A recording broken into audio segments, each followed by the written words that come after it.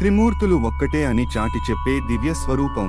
అత్రి మహర్షి తపస్సుకి, అనసూయ మాత నిష్కల్మష భక్తికి ప్రతిరూపం ఆయనే. పరమ గురువు శ్రీ దత్తాత్రేయ స్వామి.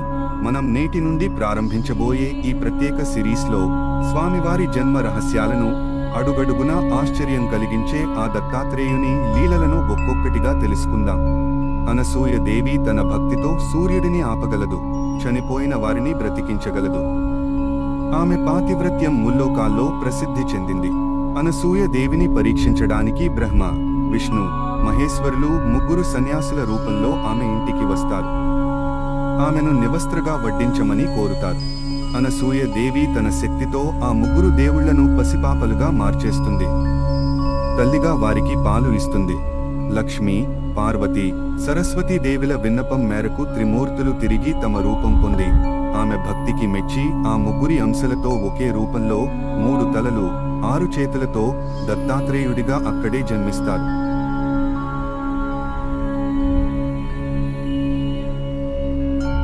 జై గురుదత్త.